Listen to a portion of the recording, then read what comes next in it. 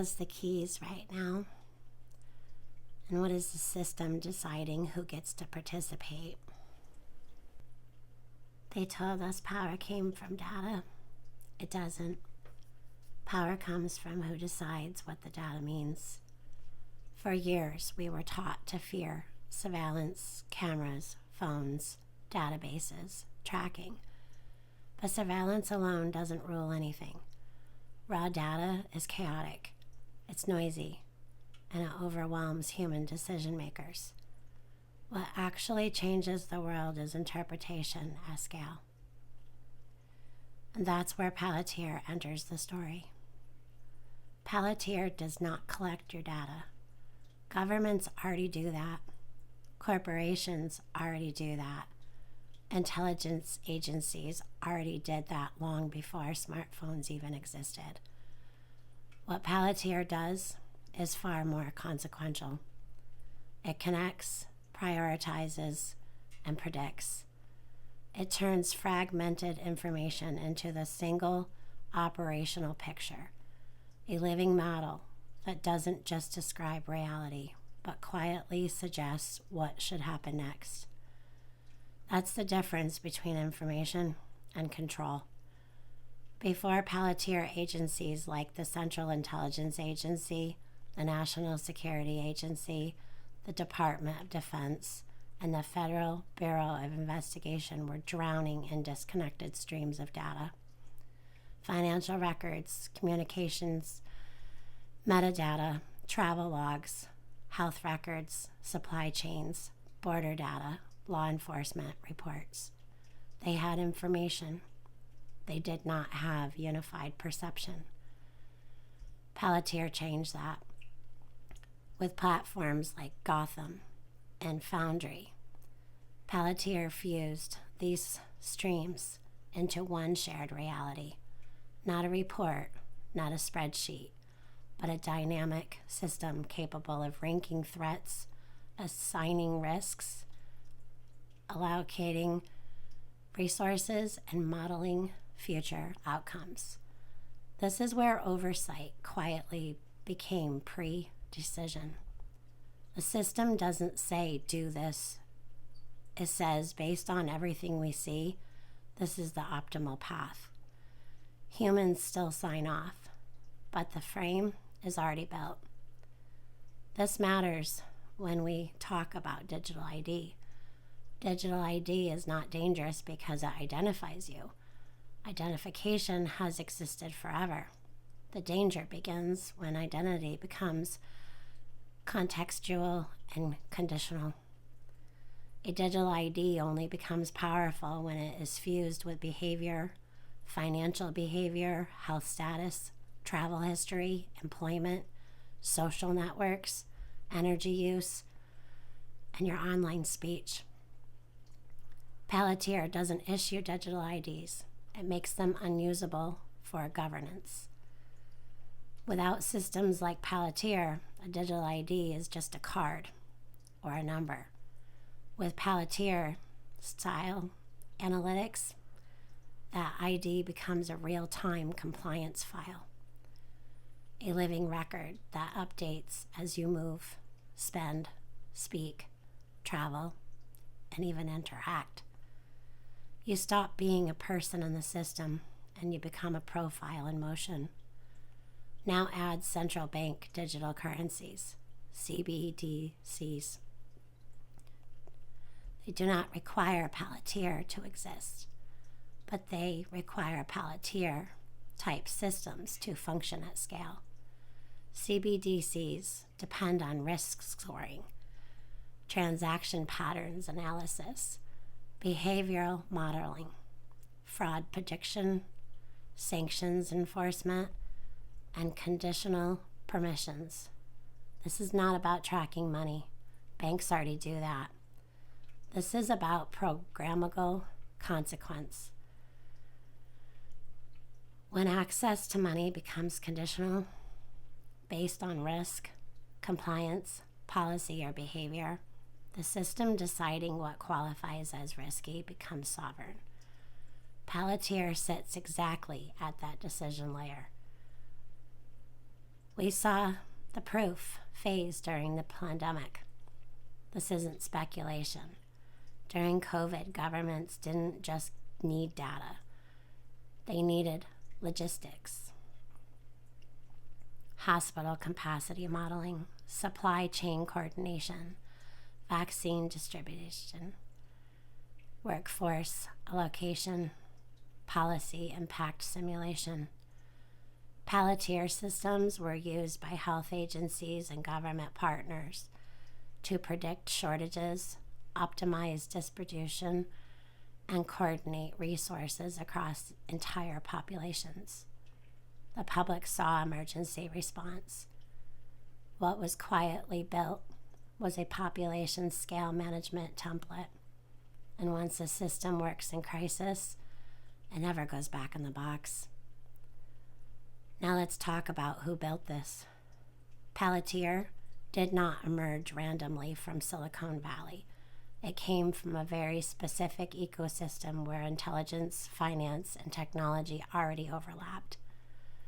One of its co-founders is Peter Thiel, an early PayPal architect, longtime venture capitalist, and a vocal critic of democracy's ability to function at scale without technological oversight.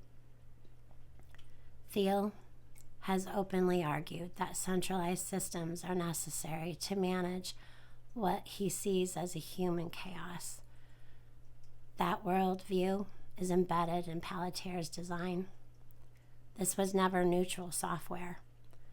Another co-founder and the current CEO is Alex Karp. Karp has repeatedly framed Palantir as a tool designed to defend Western institutions, stating clearly that Palantir is not for everyone, only governments and aligned organizations. He has described Palantir not as an observer, but as a system that gives institutions the power to act. And from the beginning, Palantir was backed by In-Q-Tel, the venture capital arm of the CIA. That matters. Palantir was not a civilian startup that later found government contracts. It was built with intelligence community assumptions for intelligence community use cases from day one. That's why Palantir feels less like software and more like an intelligence doctrine written in code. Today, Palantir sits at the center of an intelligence tech finance triangle. Intelligence agencies need predictive power. Financial systems need risk, enforcement, and compliance. Governments need automation with plausible deniability. Palantir connects all three without officially being any of them. It is embedded, not installed. It becomes part of military planning, law enforcement workflows, disaster response, healthcare logistics, and financial oversight. Remove it, and institutions lose continuity, memory, and predictive capacity. That's not a vendor relationship. That's dependency. So when we say Palantir owns the keys, they're not talking about passwords or encryption.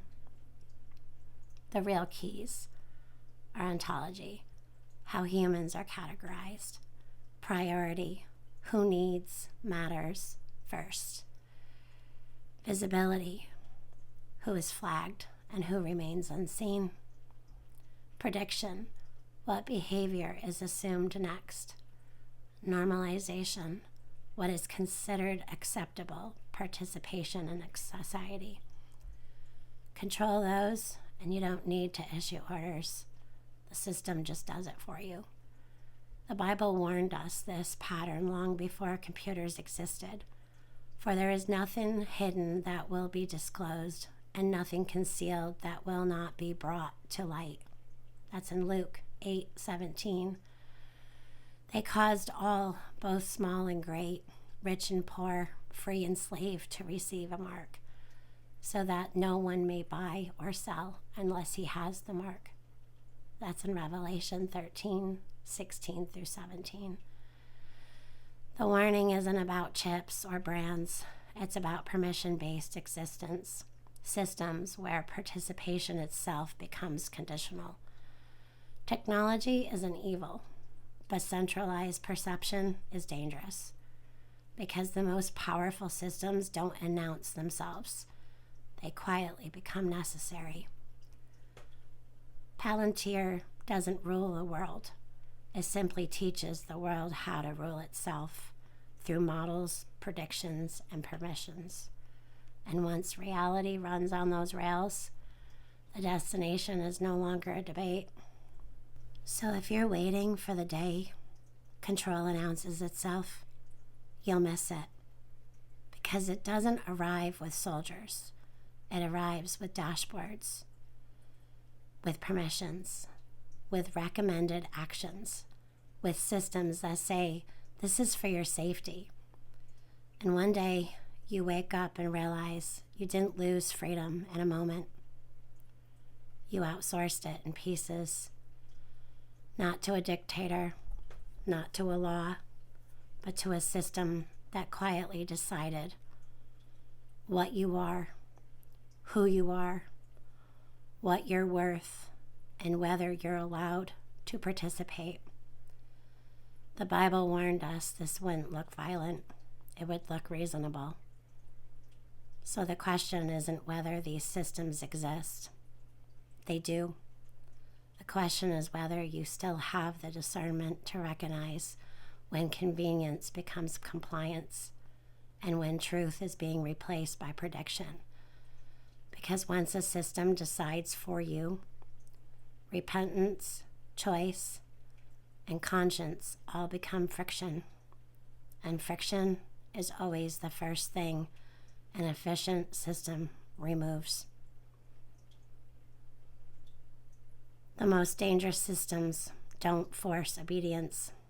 They make obedience feel logical. They don't tell you what to do. They just make every other option disappear. And by the time people ask, how did we get here? The answer is always the same. You didn't get here. You were guided. Stay awake, my friends. Stay grounded. And never forget, truth doesn't need permission to exist.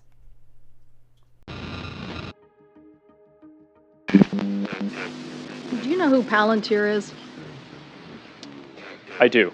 Do you think that Palantir has ever scraped data from Facebook? Senator, I'm not aware of that.